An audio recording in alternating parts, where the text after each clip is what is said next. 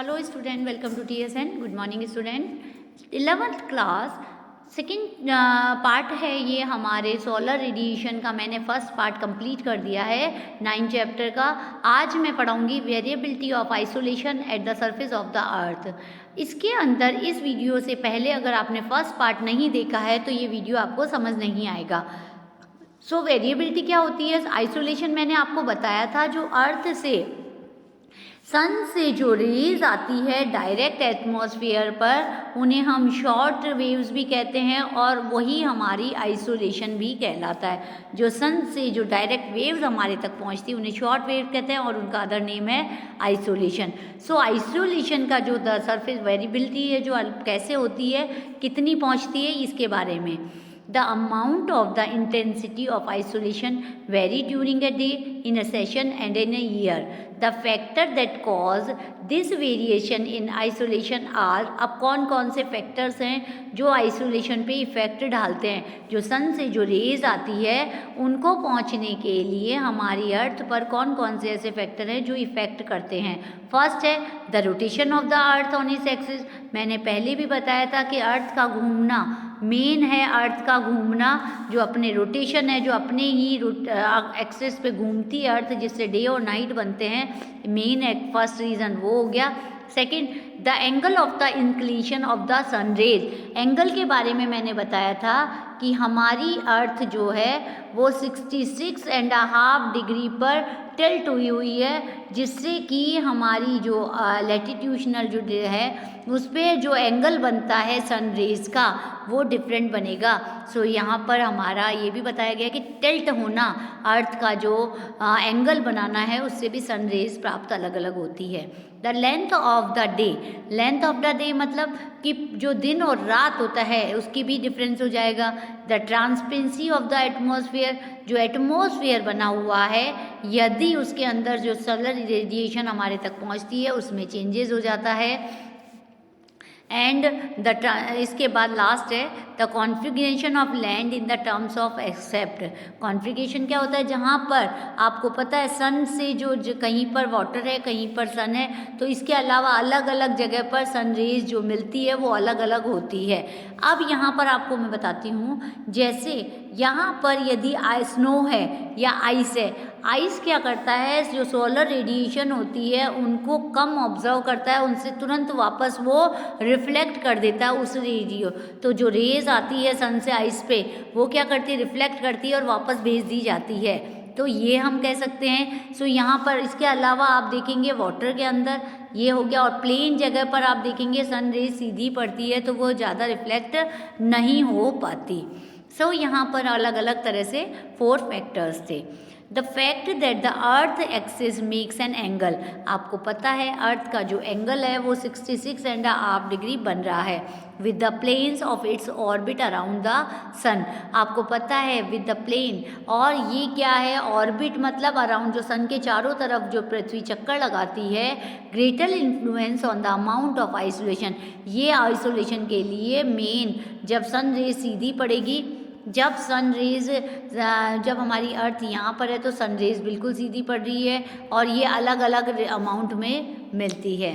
The second factor that determines the amount of isolation receive is the angle of inclination of the rays. Student यहाँ पर एक diagram दिया हुआ है, उसे आपको अच्छी तरह समझा देती हूँ। मैंने अभी बताया कि जो अर्थ है वो कितने 66.5 डिग्री पर टिल्ट हुई है, ठीक है। तो इसके कारण जो हमारी ट्रॉपिक ऑफ कैंसर और ट्रॉपिक ऑफ ये भी सारी इस ढंग से आ रही है। जब ये यहाँ पर आ रही है तो हमारी जो सन रेज है वो अर्थ पर जो गिर रही है वो 90 डिग्री पर, जो 60, अब यहाँ पर देखो एंगल बनाए जाते हैं। यहाँ आप देखेंगे जो सन रेज से जो बनने वाला एंगल है वो 66 है, यहाँ 90 डिग्री पर सीधी सन रेज पड़ती है। इसीलिए टॉपिक ऑफ कैंसर कब होगा? ये अलग अलग ड्यूरेशन में होता है जब वो रेवोल्यूशन करती है। सो सन जब रेवोल्यूशन, सन के चारों तरफ जब अर्थ रेवोल्यूशन करती है तो अलग अलग लैटिट्यूड पर अलग अलग एंगल बनते हैं, जिससे सन रेज का पता चलता है। सो यहाँ सन रेज 23% ही आ रही है, एंगल बना रही है, मतलब कि कम।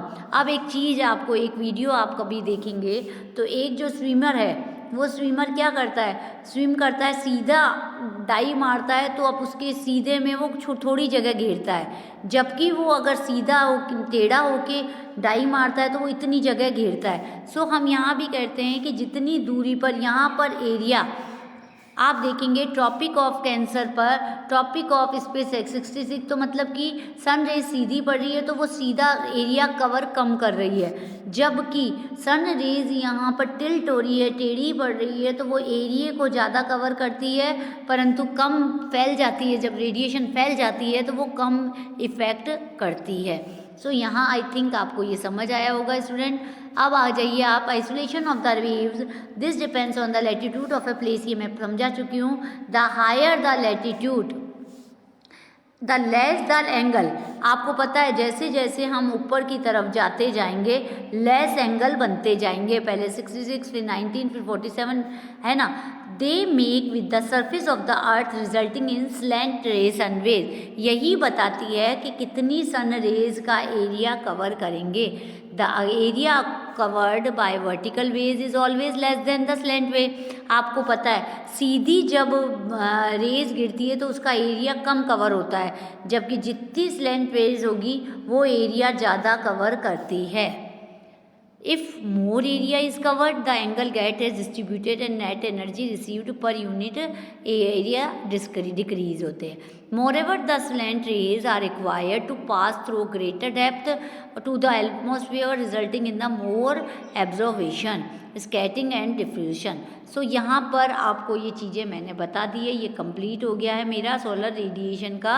अब आता है pass the solar radiation through the atmosphere, ये आप पढ़ चुके हैं। अब आ जाते हैं आगे।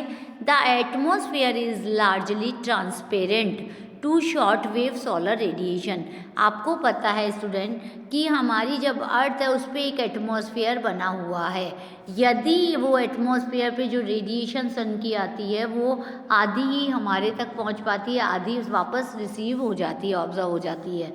सो incoming solar radiation passes through the atmosphere before striking the earth surface within the troposphere, water vapor, ozone, other gases absorb। अब यहाँ पर एक ध्यान से देखिए, अर्थ तक पहुँचने वाली सन वेव्स हैं, क्लाउड के कारण क्या होती है, ट्रांसपेरेंट नहीं होती है। यदि जहाँ पर क्लाउडी एरिया है वहाँ क्लाउडी है वेदर तो वहाँ पर सनरेज बहुत कम आती है। जब आपके यहाँ पे बादल होते हैं तो सनरेज नहीं पहुँच पाती, मतलब वो रोक लेती हैं। अगर क्लियर है, अभी वेदर बिल्कुल साफ़ है, तो आप क्या करेंगे, तो वहाँ पे सनरेज तीखी आती है। सो यहाँ पर हम कह सकते हैं कि अर्थ के सरफेस के अंदर, एटमॉस्फेयर के अंदर क्या क्या चीज़ें मिलती है, water vapour, ozone, other gases, ये क्या करती है, एब्जॉर्ब कर लेती है अर्थ को। सो यहाँ नियर इन्फ्लुएंस रेडिएशन को, ये हमें पता है। Very small suspended particle in the troposphere scatters variable spectrum both of the space and towards to the earth surface. So थोड़ा सा छोटा सा पार्टिकल्स जो ट्रोपोस्फियर का है वो क्या बताता है, spectrum both of the space towards the earth surface. This process at colour and the sky. अब यहाँ ध्यान से देखिए स्टूडेंट, कुछ कलर का आपको स्काई ब्लू कलर में क्यों दिखता है, बिकॉज द वाटर वेपर जो होती है उसके अंदर सन रेज पड़ने के कारण क्लाउडी एरिया के अंदर देखेंगे आप लालिमा छाई रहती है या फिर ब्लू हो जाता है अर्थ, और येलो जो वेव्स होती है वो सर्फ अर्थ की तरफ आ जाती है। This process add colour of the sky. The red colour of rising the earth scattering sun.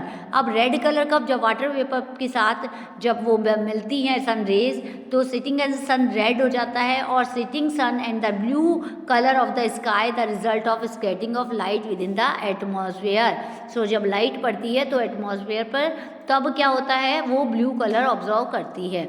So student यहाँ हमने कंप्लीट किया है हमारा शॉर्ट वेव रेडिएशन, हमने यहाँ पर कंप्लीट कर लिया variability of insolation of the surface of the earth. So next video के अंदर हम हीट बजट कंप्लीट करेंगे, हीट बजट की जगह spatial distribution of isolation at the earth surface complete करेंगे। Till then keep watching, thank you.